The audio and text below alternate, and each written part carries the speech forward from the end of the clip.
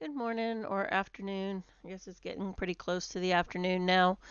So I wanted to go ahead and start out and show you how to get to our Rumble page in case you are confused and don't know how to search, because I do get a lot of emails of how to get to certain uh, videos or where can I find it. So here is Rumble. You go to rumble.com and then you go up to the search bar. Gotta go to the right computer. Go to the search bar, and all you have to do is search Vora, Vora.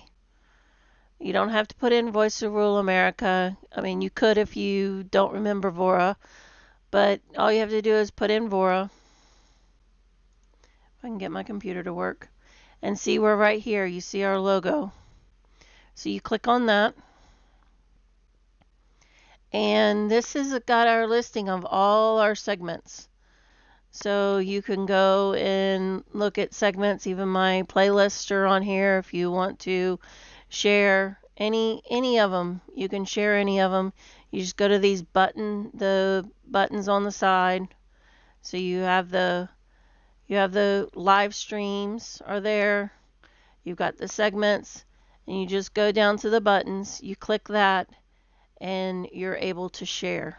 And you can share wherever you would like.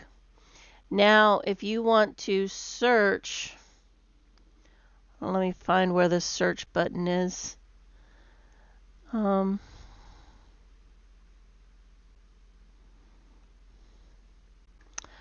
me see if this search, no, it's going to be on the whole thing. Maybe you go to videos. Hold on, I'm drawing a blank on how to get to where I need to go.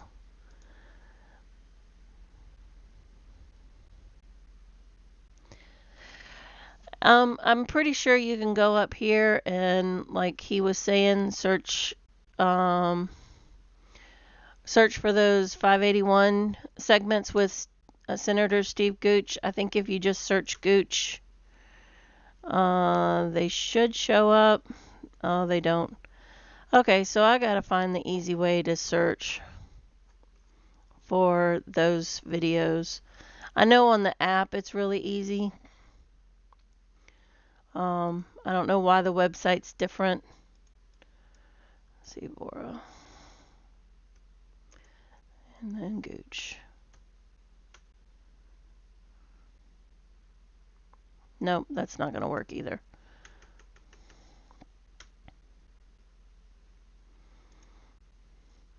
They should have a search bar down here underneath. But anyway, you can go here and you can go to the different pages. And for the ones with Steve Gooch,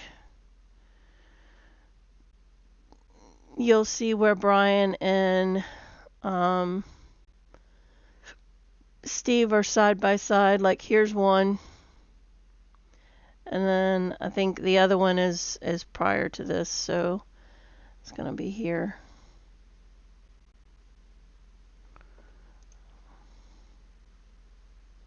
Yeah, here's the other one. So you might be able to even search HB 581 because I do have that in the title as well. But I'll figure out how to search within our channel itself and share that with you. Anyway, so let's go on to our what I want to talk about today. So we know RFK is doing his confirmation hearing now, but so apparently Lindsey Graham is reporting a no for RFK and Tulsi Gabbard, and also Mitch McConnell is also a no. So with Lisa Murkowski and Susan Collins, that's the 4. And so we have to put pressure. There is the phone number for Lindsey Graham. So we need to put pressure on these senators that want to vote no and stop these two candidates or these two nominees for our Trump's cabinet. So I know we see a lot of videos about RFK, but we may not know how qualified he is, right? So I found this video. It's from the Maha Alliance, and they've made a comprehensive account of his journey and his vision to help heal America. So let's take a listen to this video. It is a long video, so when it's over, I'm going to go ahead and sign out. I won't come back on. I hope you enjoy it. I know I will. So we'll see you tomorrow morning at 8 a.m. Enjoy the video.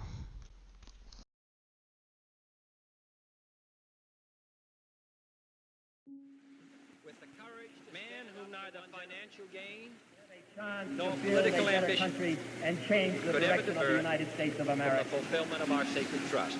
I want us to get the gross national product does not allow for the health of our children, the quality of their education, or the joy of their play. The common threads woven by the pilgrim and the Puritan, the fisherman and the farmer, the Yankee and the immigrant, will not be and could not be forgotten. We as a people are strong enough, we are brave enough to be told the truth of where we stand. That we shall be as a city upon a hill. Few men are willing to brave the disapproval of their fellows, the censure of their colleagues, the wrath of their society. Here on earth, where the strong are just and the weak secure. Like it or not, we live in interesting times. We seem to have surrendered personal excellence and community values in the mere accumulation of material Courage is a rarer commodity what America needs than today. bravery in battle or great intelligence. Measures everything in short. Will we truly men of Except that integrity, which makes life worthwhile. man who never ran out It measures everything on in either the short. principles in which they Except that believed which makes life or the people who believed in them. God's work can truly be our own. What your country can do for you, ask what you can do for your And it can tell us everything about America, except why we are proud that we are Americans.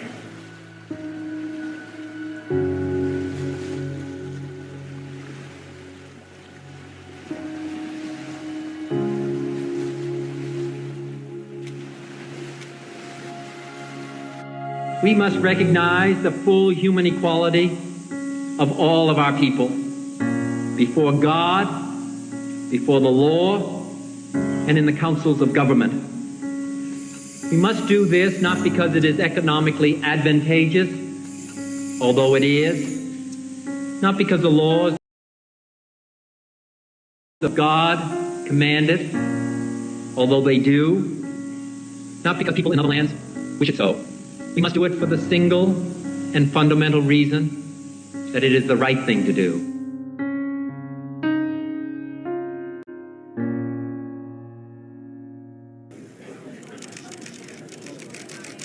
Robert F. Kennedy Jr. For 19 years, I prayed every morning that God would put me in a position to end this calamity. It's the reason I've made the heart-wrenching decision to suspend my campaign and to support President Trump. Ultimately, the only thing that will save our country and our children is if we choose to love our kids more than we hate each other. Robert F. Kennedy Jr. is likely a name that you know. Perhaps you remember him from the tragic moments of his youth, standing beside his mother at a funeral of his slain father, or carrying the coffin to its final resting place.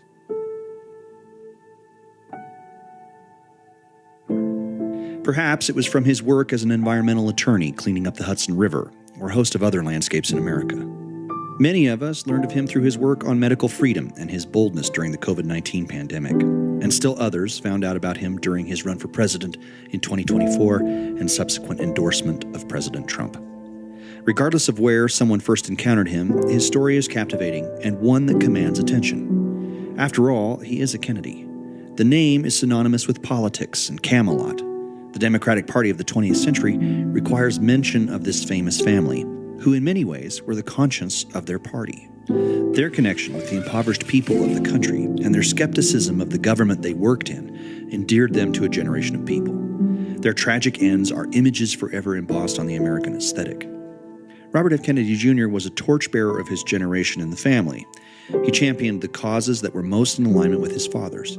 He worked tirelessly for environmental health and monitoring collusion-driven business and government.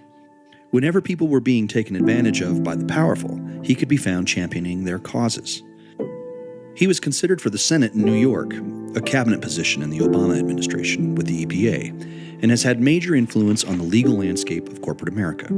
He's won cases against Monsanto and General Electric. He's advocated for an honest capitalist system and a watchdog government that builds up trust amongst the people. RFK Jr. has lived a consequential life that has impacted thousands of people throughout the United States. His 40-year career as an environmental attorney is an American success story filled with heroism and boldness. No one on the American political landscape has a more principled belief in how the government is supposed to work. His father's influence can be seen in nearly all of his actions. Those voices from his past have motivated his life and the work he has chosen. My father, when he came back one time from the Delta, he said, we were all at the dinner table when he came in, and he said, I was in a tar paper shack today. It was smaller than this dining room, and there were 2 families living there, and the children get 1 meal a day. And when you get older, I want you to help those people. And when we would go into Southeast Washington or Appalachia, he would say to us, these are your people. These are Kennedy people. He said, the other people, the big shots, the corporations, the millionaires don't need the Kennedys. They have lobbyists. They have PR firms. They have lawyers. And he said, these are your people. And these are the people you need to spend your life helping. If RFK Jr. had just spent his life doing the things he was doing, he would have continued his rise in prominence and would have been endlessly adored by the political class. In some ways, what he was choosing to do was a path that many expected. His entrenchment in the Democratic Party was clear and solidified. He spoke at their conventions, wrote for publications friendly to their causes. He was a venerated voice for progressive environmental ideology. Until one day, a mom arrived at his doorstep with evidence of something that couldn't be ignored. Then one of these women came to my home, and her name was Sarah Bridges. She came to it, she took out of the trunk of her car a pile of scientific studies that was 18 inches thick. She put it on my front porch, my stoop, and then she rang the bell, and then she pointed to that pile, and she said, I'm not leaving here till you read those. Her son, Porter Bridges, had been a perfectly healthy kid, got a battery of vaccines when he was 2, and lost the ability to speak. He lost the ability to, he lost his toilet training. He began headbanging and engaging in other stereotypical behavior like stimming, hand flapping, toe walking, and got an autism diagnosis. And the vaccine court had awarded her $20 million. His environmental work had always focused on toxins and habitats. He spoke widely on mercury in our waters and how devastating that had been for the fisheries. He called it the tragedy of the commons, that all of us suffer from the waste of others who skirt their environmental responsibilities. Mercury in the fish stopped the seminal experience of youth, catching a fish and bringing it home to eat. Our landscape had been poisoned by the behaviors of corporations who didn't clean up after themselves. It was something most people were supportive of stopping. But when mothers began showing up to his talks about mercury in the air and water, and not leaving until after he had heard their questions, his focus began to move towards finding out what was happening. And I was giving lectures all over the place. So these women start showing up at every lecture that I give. And they would come and sit in the front seat. And then afterwards, they'd stay late. And they would ask to talk to me. As it turns out, they were all the mothers of intellectually disabled children. And they believed that their children had been injured by mercury in the vaccines. They would say to me in kind of a respectful but vaguely scolding way, if you're really interested in mercury contamination exposure to children, you need to look at the vaccines. You know, I did enough research to show that the public health authorities were saying that these women were crazy. But they didn't look crazy to me, and they were rational. They weren't excitable, and they had done their research, and I was like, I should be listening to these people. Even if they're wrong, somebody needs to listen to them. I'd worked on the Hudson River with commercial fishermen, and I'd seen so many times when the scientists were wrong and the commercial fishermen were right about what was happening in the Hudson River. A little bit of skepticism about government scientists, that they're not always right, that sometimes you have to listen to people, and that human experience is valid. If a woman tells you something about her child, you should listen. Basic questions about allergies and the rampant expansion of once rare diseases were unignorable to Mr. Kennedy. He started to read and write on the topic, questioning why drug manufacturers were immune from liability around vaccines. He felt that the crossover between our environment and our kids was not a bridge too far to explore, especially since the toxins that were causing the issues in our fish were now included in the medicines we were giving our children. In a rational society that was most protective of its most vulnerable, it would be a heroic endeavor. But what Mr. Kennedy soon found out was that our society has little interest in protecting the vulnerable.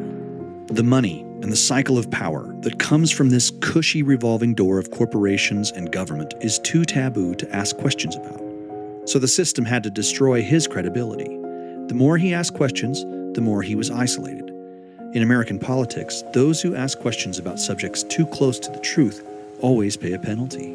The apparatus of government is motivated by its self-interest. They must protect their existence above all else, even if that means tearing down a legacy name or silencing the questions that might allow the public to understand what is happening to them. It is all within the bounds of what is allowed. Mr. Kennedy was a sacrifice they were willing to make. The stakes were too high to allow for any deviation from the narrative. They had to invent a new word called malinformation to censor people like me. Malinformation is information that is true, but is inconvenient to the government, that they don't want people to hear. So now I'm subject to this new form of censorship, which is called targeted propaganda, where people apply pejoratives like anti-vax. I've never been anti-vaccine, but everybody in this room probably believes that I have been, because that's the prevailing narrative. Anti-Semitism, racism. These are the most appalling, disgusting pejoratives, and they're applied to me to silence me. Washington is built on the spin. Their tactics are well understood by anyone who plays on the field. What happened to Bobby Kennedy was well explained in the documentary Who is Bobby Kennedy by former Clinton campaign advisor Jay Carson. What generally happens with people like me is when we're done with the trench warfare of campaigns, which is low-paying and grueling work, big corporations hire people like me to come inside and implement the playbook, defend them from attacks, and run an offensive attack against people that the corporation doesn't like or who is threatening the corporation. And here's the way the playbook works. First, they attack you broadly and they question your facts. They say you're lying and it's ferocious. But if you keep on moving after that, they move on to character assassination. They take on who you are as a person. They dig up everything bad in your past and leak it to the press. If you had a fender bender, you're a reckless driver. If you paid a bill late, you're a deadbeat, and so on and so on. Every part of your life goes under their microscope. They try to embarrass you. They try to make you say this fight isn't worth what it's costing me, and you quit. But if that doesn't stop you, and it stops most people, but it didn't stop Bobby, they say you're a liar. If liar doesn't work, they say you're an anti-Semite and a racist. No two slurs in America are worse than those. No slur except crazy. Crazy or kook or crank or nut job are their mainstays. That's their nuclear option. Because if they can get everyone to dismiss you as a wacko nut job... RFK Jr. spreading some really deranged lies. I mean, his own family doesn't support him. Everything you say is suspect. And then they can get back to selling whatever thing it is you said might not be safe. And here's the thing. It works. Like damn near 100% of the time it works. Politics is a dirty sport. Because of the significance of the consequences, people play for keeps, and no tactic is off the table. Ethics and playing by the rules be damned. The outcome is worth whatever it takes to win. Almost everyone in Washington plays the game. The most ensconced politicians admit it openly. You demonize, and then we call it the wrap-up smear. If you want to talk politics, you call it the wrap-up smear. You smear somebody with falsehoods and all the rest, and then you merchandise it. And then you write it, and they'll say, see, it's reported in the press that this, and this. So they have that validation that the press reported the smear, and then it's called the wrap-up smear. Now I'm going to merchandise the press's report on the smear that we made. And it's a tactic. Congress, powerful corporations, and their dark political allies can ruin the careers or submarine a nomination simply by playing the game that they designed and have mastered. For most, the embarrassment and penalty are too great. But what they failed to understand this time was that the more they tried to hide the data or impugn the messenger, the more his skepticism motivated Mr. Kennedy to look. No matter what they said about him or how relegated to the sidelines they tried to make him, his stubborn pursuit of the truth kept him moving towards answers that exposed the system for its inherent corruption. But they don't do that. The health agencies are not working for public health. They're working to keep us sick because the agency, the group that controls them, the pharmaceutical industry, profits from chronic disease. Maybe it was the old voices or the new ones from the mothers he had been meeting, but something deeply motivating moved Mr. Kennedy to channel his lifetime of skill into a new avenue of helping families deal with the tragedies of injury and pain that were ignored and dismissed by the orthodox institutions. Children's Health Defense became an outlet for thousands of people to get resources and care for the injuries and complications that the medical industrial complex did everything in its power to hide. The families that dealt with these life-altering changes needed a voice, and Mr. Kennedy stepped into the gap to help. His organization stood on the front lines of attack and slander to hold the system to account. Mr. Kennedy, through a deep spiritual motivation, embraced his new task and spoke up for the voiceless. I look at these, some of my friends that I've made over time who have children who are affected, children who, were perfectly healthy kids who exceeded all their milestones, and then they lost everything when they're 2 years. And a lot of these kids are so severely affected. They'll never, hold a job. They'll never write a poem. They'll never throw a baseball. They'll never go out on a date with a girl or a boy. And they'll never serve in the military. Their lives are so constricted, and the parents' lives are also shattered. Can't go out. You can't get a babysitter to take care of that child. And the parents just stop going out on dates. A lot of them give up their jobs. Almost all of them, their careers are really debilitated. And I see them going through that, and anything that I go through is like nothing. So I don't spend any time thinking of myself. I just don't get frustrated by it, because all I have to do is think, I'm here for those parents, and and I'm lucky that I don't have to fight that battle, because I don't know what I would do. I don't know if I could take it. The breaking news, stay at home. That is the order tonight as the coronavirus pandemic spreads, ordering non-essential employees to stay home. These are not helpful hints. We must enact an immediate stay-at-home order. Stop socializing. I'm going to bring the home family to see mom. These are legal provisions. They will be enforced. Bars, restaurants, food courts, gyms, and other indoor and outdoor venues where groups of people congregate should be closed. Sometimes the world shifts and it's imperceptible.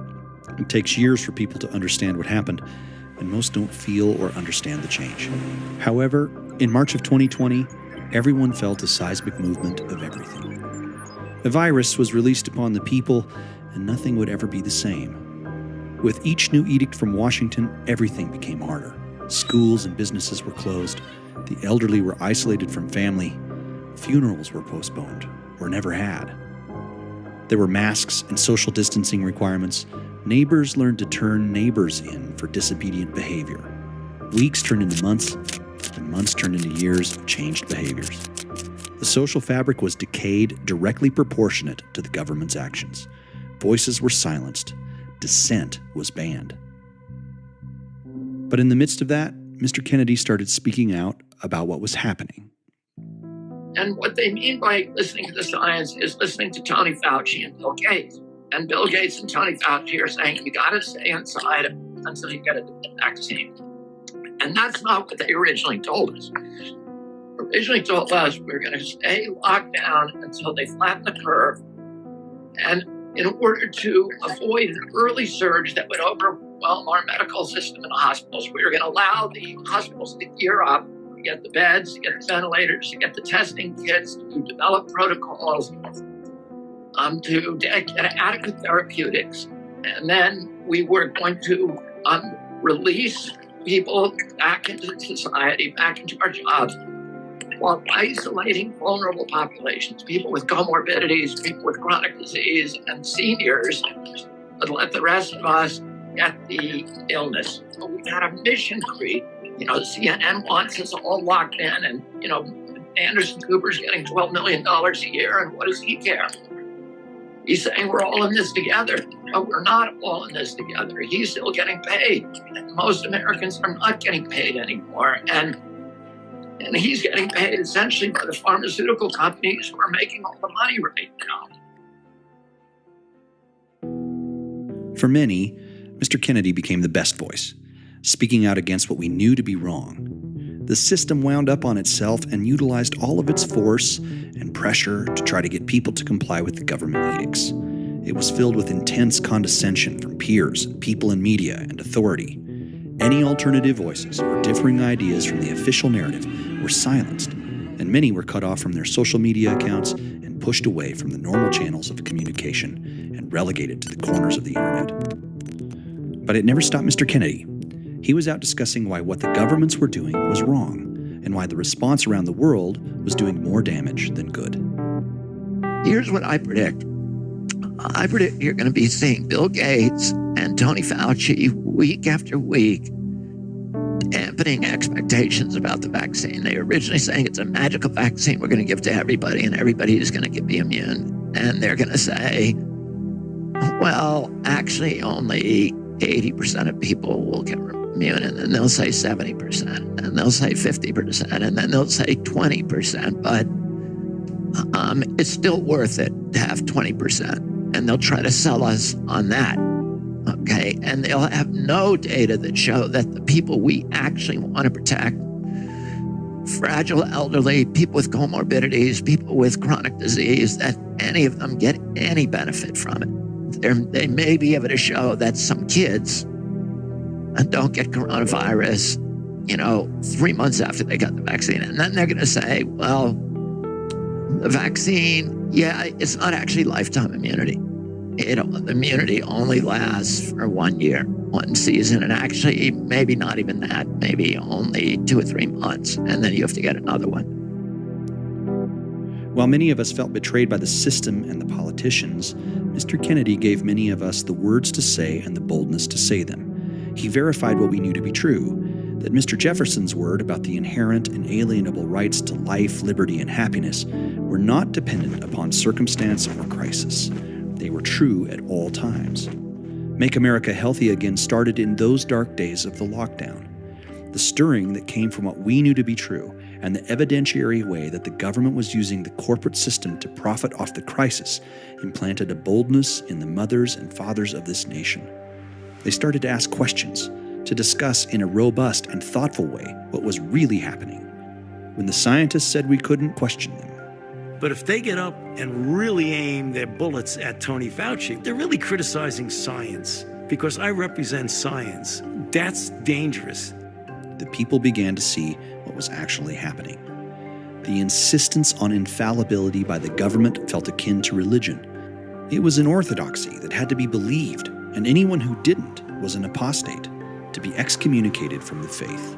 And my father told me, A couple of weeks before he died, I had a conversation with him where he said to me, people in authority lie.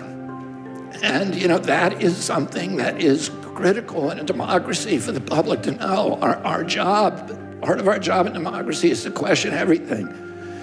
This phrase, trust the experts, it's not a thing. Trusting the experts is not a feature of science. It's not a feature of democracy. It's a feature of religion and totalitarianism. It wasn't science, and it wasn't oriented to the rights of the individual. The government was telling us exactly why the system had become corrupt. It demonstrated to us that the revolving door of corporate interests and neutered watchdogs who loved their payoffs more than their mission left the American people on the sideline for the sake of profit and power. It was visible and wrong. And Mr. Kennedy was boldly proclaiming that there needed to be a change to the whole system. The liberties of a people never were, nor ever will be, secure when the transactions of their rulers can be concealed from them. Patrick Henry. The political class of the Uniparty had no interest in telling the people what was really happening behind the scenes. They had disposed of their populist threat in President Trump, and the apparatus was in charge again. The mandates and pressures became increasingly stronger. My message to unvaccinated Americans is this. We've been patient, but our patience is wearing thin, and your refusal has cost all of us. So please do the right thing. The voices of orthodoxy were louder and more authoritarian. No questions were allowed, and anyone who did paid a heavy price. But in the wilderness, something bold began to happen. Because of voices willing to speak up like Mr. Kennedy, the American people found their own voices. They started to push back and demand a better conversation about health and government. When Mr. Kennedy ran for president, a great deal of disaffected dissidents flocked to his movement. They saw in him the leader that they wanted to take them out of isolation. He talked about liberty-oriented living. He spoke about the need for good government instead of a crony, collusional one. He gave a clear and principled path for the people of this country to reclaim their God-given rights from the government that had overrun them. He helped so many of us awaken from the COVID-induced slumber that the powerful had put us under, and he changed the conversation. And, anybody who's looked at what CDC and NIH's and FDA's behavior during COVID understands that these are industries that are not doing public health. They are doing pharmaceutical profit promotion. Where we have a doctor, Anthony Fauci, who is this trusted authority, who's telling us to do things that we know are wrong, like censor speech, like close all the churches in the country for a year with no scientific evidence, no citation, no public hearings, no public debate, who's ordering us to put on masks, even though he admitted a week before that masks don't work, who's ordering us to close every business in the country, 3.3 million businesses with no due process, no just compensation, violation again of the Constitution, who's telling us to get rid of jury trials, the 6th and 7th Amendment, when it comes to injuries by companies that are, providing these countermeasures, like vaccine companies, no matter how negligent they are, no matter how reckless they are, no matter how grievous your injury, the framers of the Constitution knew all about epidemics. There were 2 epidemics during the Revolutionary War, a malaria epidemic that disabled the armies of Virginia, a smallpox epidemic that literally froze the Army of New England while it was conquering Canada. So when I came to public health, it was easy for me to see that it was actually agency capture on steroids, because I was shocked to learn that almost 50% of FDA's budget comes from pharmaceutical companies. As bad as EPA is, if it was getting half of its money from the coal industry, it would be a lot worse. Journalism specifically are supposed to be the guardians of our civil rights. They're supposed to be speaking truth to power, large aggregations of power, wherever it is. Journalists are supposed to maintain a posture of fierce skepticism toward government officials. And what's happened to journalism in the last couple of years in this country is really extraordinary, because they're now doing the opposite. They have become propagandists for the government. 41% of the black-owned businesses in this country will never reopen. Many of those businesses had 2 or 3 generations of sweat equity, of economic equity in them, and they're gone forever. And the people who profited were the people who were censoring, criticism, which was the Mark Zuckerberg got everybody to stay at home and watch screens all day, and Amazon, which essentially just replaced all of those. Main Street, my candidacy is going to be to redemocratize America and to dismantle this corrupt merger of state and corporate power that is destroying our values, our economic model, and our democracy ultimately. These surveillance technologies now are giving governments and powerful industries intrusive powers over our lives to control us, to control our conduct, our movement, our relationships, our spending, everything about us in ways that no totalitarian system has ever had in the past.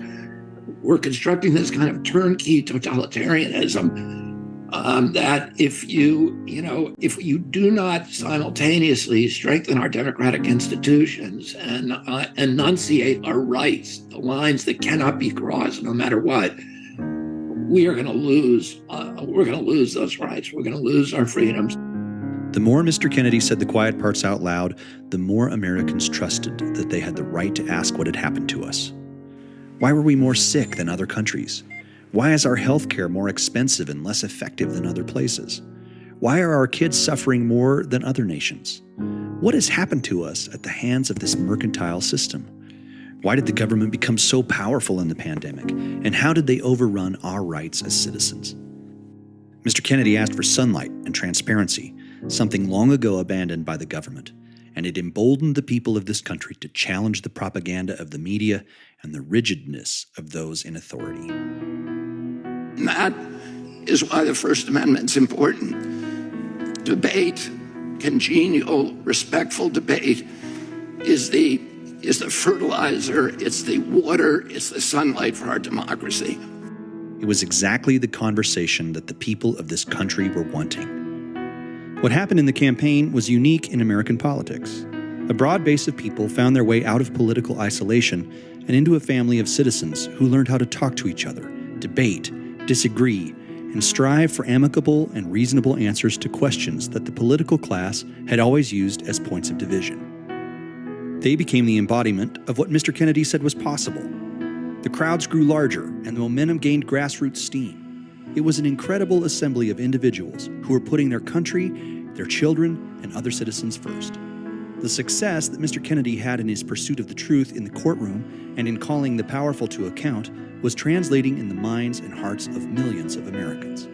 This unimagined cross-section of supporters were coalescing behind a man and a movement that was rooted in optimism and civil discourse. He was more than a typical politician that was running to secure his future invitations to commentate on television or setting himself up for a successful book tour. This was a moment of conviction that grabbed hold of the people, and despite the long odds and fierce criticism by the press and the two-party system, the country was starting to listen. His poll numbers rose, and his favorability as a candidate and as a man were miles ahead of both candidates running. For so many of us in the movement, we saw in Mr. Kennedy a vision of what America could be under great leadership and an unwavering commitment to restoring truth in government. With each passing week, Mr. Kennedy was no longer able to be ignored. This ragtag group of political misfits, homeless Democrats, forgotten Republicans, and fierce independents were becoming a new foundation of what they hoped would become a bright American future. What we saw in Mr. Kennedy was a decent man who loved his country, but more than that, loved the people who, just as his father had said, need advocating for. Buddy, it's Robert F. Kennedy Jr., and here I'm joined by my wonderful friend Dusty, who's 26 years old and is joining us today for my rally in Long Island, and his mom, Katie, who's working on the campaign and does all my scheduling. And I want to take a moment to express my deep appreciation for every member of the autism community. Your presence, Dusty, enriches all of our lives in so many ways, and your voice is heard and valued by all of us. And I'm so grateful to you, Katie, and all the autism moms who give their lives to protect their children, to keep them safe, who worry every day about what's going to happen to this generation, this rising generation of kids, when we're no longer on this earth. And the sacrifice you make is so inspiring to me. It's inspired me for the past 18 years. It's inspired me to do what I'm doing now.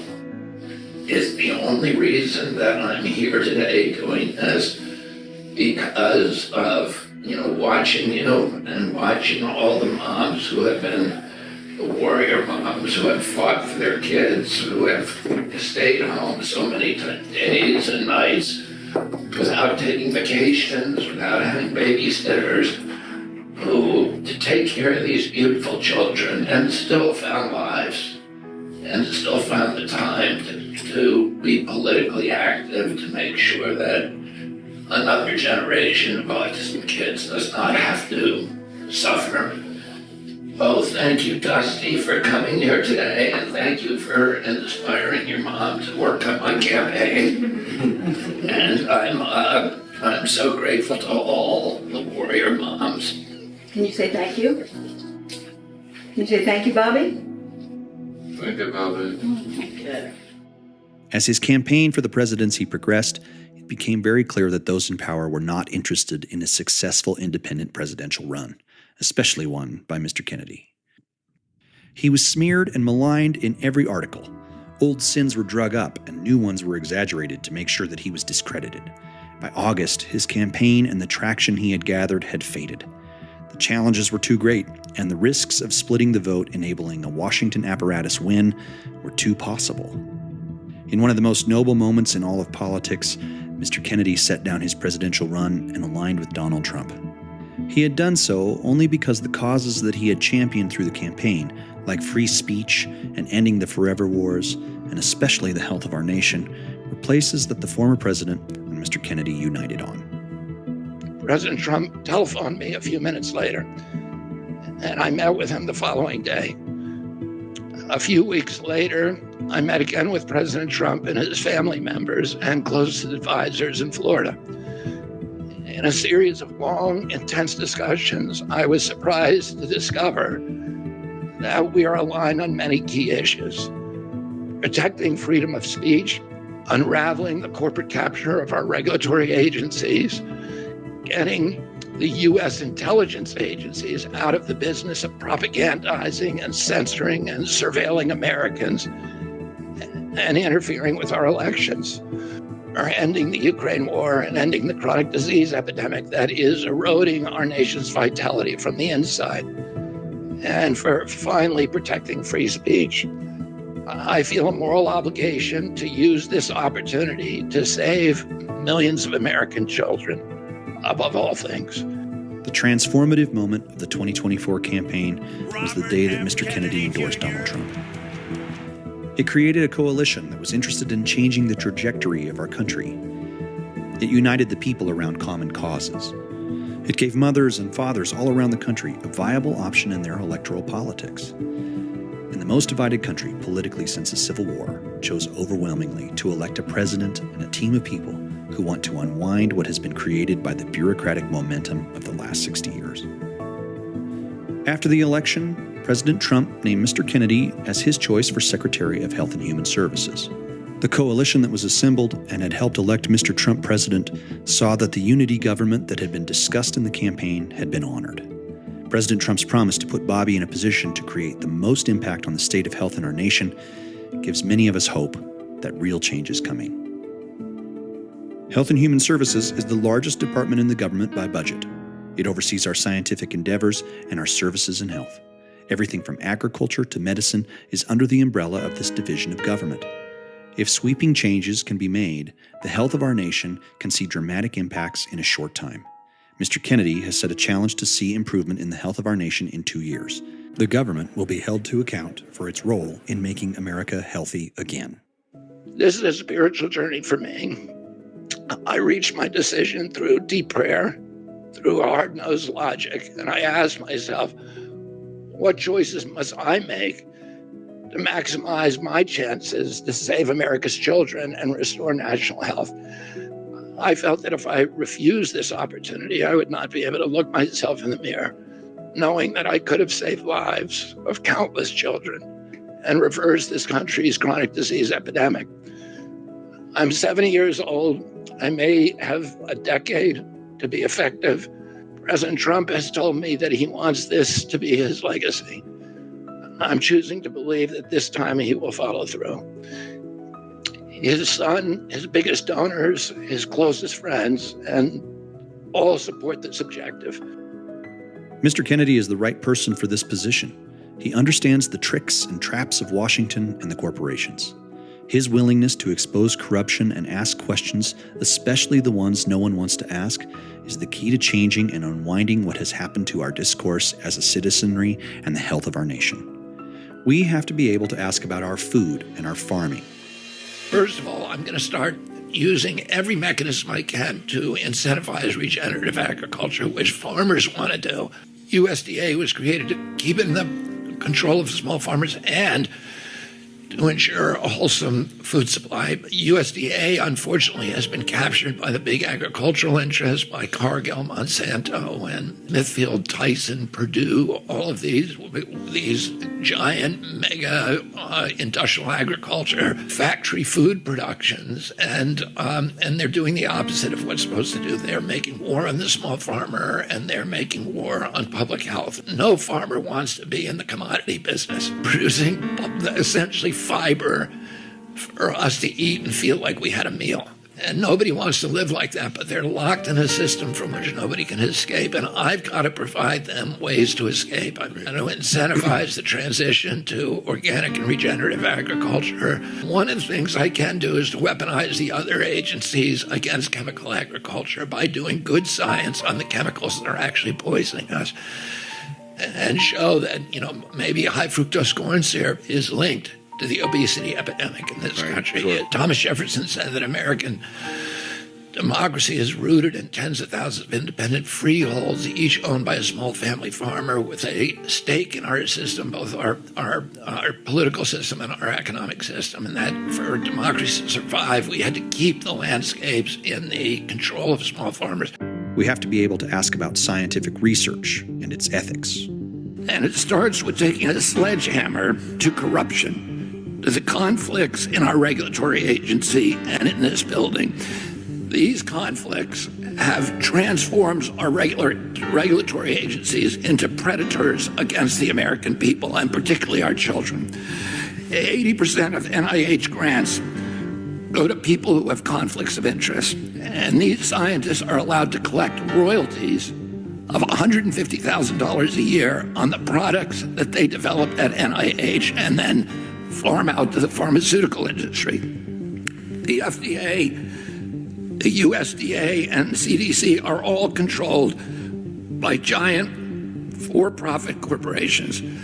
Their function is no longer to improve and protect the health of Americans. Their function is to advance the mercantile and commercial interests of the pharmaceutical industry that has transformed them, and the food industry that has transformed them into sock puppets for the industry they're supposed to regulate. We have to be able to ask about the safety of medicines that companies create, whose motives are driven necessarily by profit, but who have been given free rein by a government that has turned a blind eye to the needs of the people it was designed to protect. Our nation needs a revolution in the health of our people. We have for too long watched as our government and the corporations they were supposed to monitor took advantage of a corrupt system that awarded them for unscrupulous behaviors. It's time to put an end to the revolving door of those interests and do the work that the government is designed to do. The most difficult battles lie ahead for Robert F. Kennedy Jr. Changing the policy of 60 years' worth of government corruption and abusive power isn't going to come without a fight. The Constitution, in Article 2, requires that the President seek the Senate's advice and consent for their appointments. The senators are charged constitutionally with maintaining the balance of power in their branch of government. So Mr. Kennedy needs to convince a majority of them that what has been portrayed in the media about his views are a caricature of what he really thinks and believes. It won't be an easy task, but we as the American people have the influence and capabilities to help our elected officials work together to change the course of government and our citizenry for generations to come. In the course of the campaign, Mr. Kennedy brought millions together who never thought they would see eye to eye. He showed people that the goal of loving the future generations more than we hate one another is the root promise of representative government in America. It seems possible that he can do the same with the leaders in Washington. So, even though the challenges seem difficult once again, Mr. Kennedy's instincts will be to bear the burden of Sisyphus and joyfully work at what he is called upon to do, and push the rock to the top of the hill again. How does someone stand up and do the right thing when they know that they're going to face great opposition? You have to have some kind of spiritual commitment, because the punishment and the disincentives for telling the truth are often overwhelming if you are just living in the material world. You know, my father believed that we should be indifferent to what people thought about us, that we should do the next right thing, and that we had to be indifferent ultimately to the world and to, you know, what the Stoics believed. And my father was a Stoic.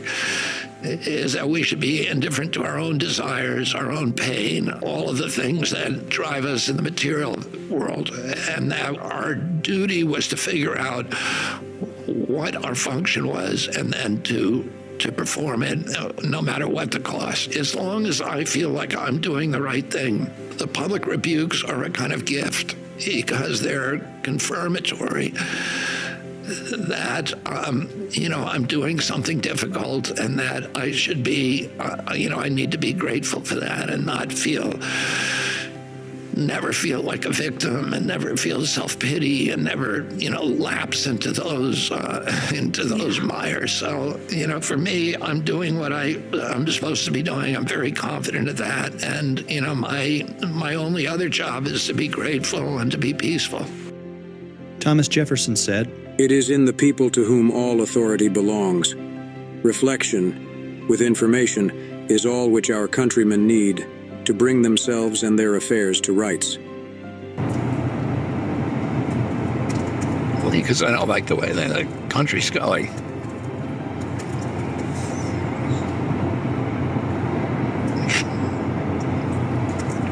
I don't like the wars. I don't like the censorship. I don't like the addiction to war. I don't like the corporate capture of our government. It's a merger of state and corporate power.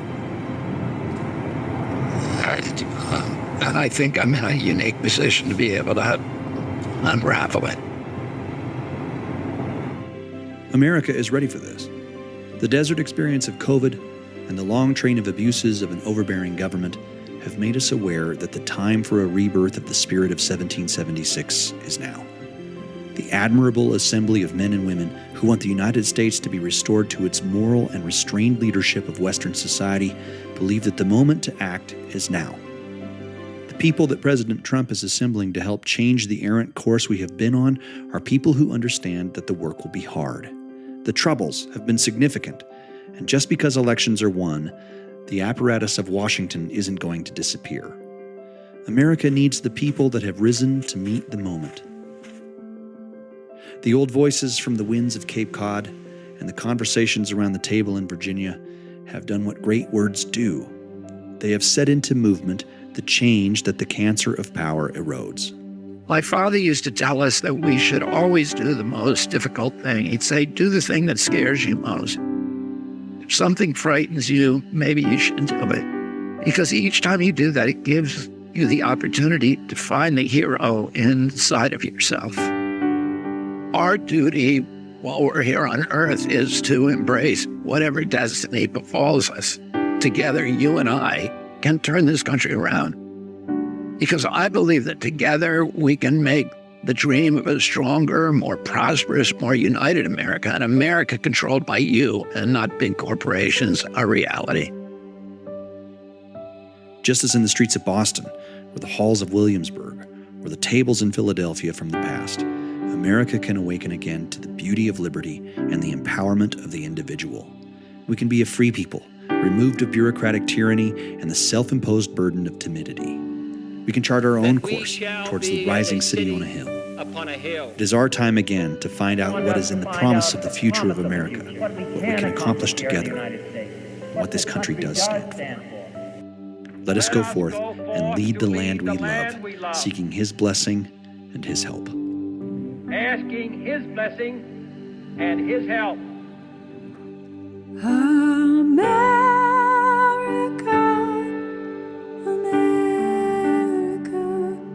God shed His grace on thee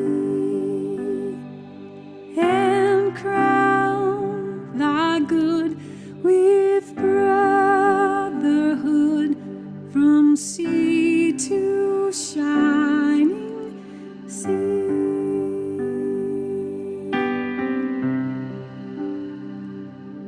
Oh, beautiful for a patriot dream that sees beyond the years, who more than self their country love, undimmed by human tears.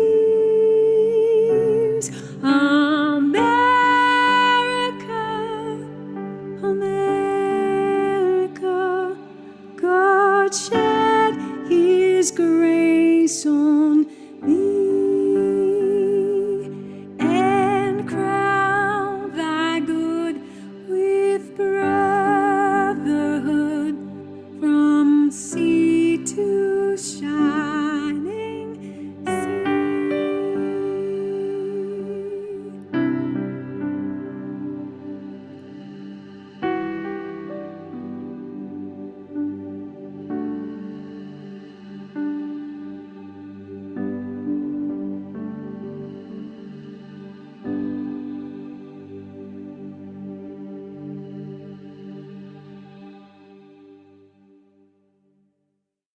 It's so weird to me because the Democrats have become subsumed in this carbon orthodoxy. And you and I have talked about this. What that's done is it's forced them to do something that you should never do if you're an environmentalist, which is to commoditize and quantify everything. So everything is measured by its carbon footprint, how many tons of carbon it produces. And the reason that we protect the environment is just the opposite of that. The reason that we protect the environment is because there's a spiritual connection. There's there's a love that we have. It's not about quantifying stuff. That's what the devil does. He quantifies everything, right? And that is, what he wants us doing. Put a number on it. And the reason we're preserving these things is because we love our children. God talks to human beings through many vectors, through each other, through organized religion, through the great prophets, through the wise people, the great books of those religions. But nowhere with the kind of detail and texture and grace and joy as through creation. And when we destroy nature, we diminish our capacity to sense the divine, to understand who God is and what our own potential is and duties are as human beings. And that... I hope what you just said, by the way, is chopped up and put all over every social media platform in the world. When we destroy nature, we degrade our own ability to experience the divine. It connects us to those 10,000 generations of human beings that were here before there were laptops. The central revelation of every one of those religions always occurred in the wilderness. Muhammad who was a city boy from Mecca, had to go to the wilderness of Mount Hera. Buddha had to go into the wilderness, and wander for years and then sit under the Bodhigaya tree to get his first revelation of nirvana. Christ had to spend 40 days in the wilderness to discover his divinity for the first time. And his mentor was John the Baptist, who lived in a cave in the Jordan Valley and ate honey of wild bees and locusts. And, all of Christ's parables come from nature. I'm the vine, you are the branches, the mustard seed, the little swallows, the scattering the seeds on the fallow ground. Because that is where we sense the divine. God talks to us through the fishes, the birds, the leaves. They're all, words from our Creator. And that is why we preserve nature. Yes. It's not because of the quantity of carbon. And by the way, I feel what you said so deeply, I can hardly even express it. And thank you for saying that. the best thing that you can do for climate is to restore the soils. The soils are the solution to everything. The soil will absorb all that carbon, and it'll absorb the water. It'll stop the flooding. It'll give us healthy food. And that's what our national policy has to be.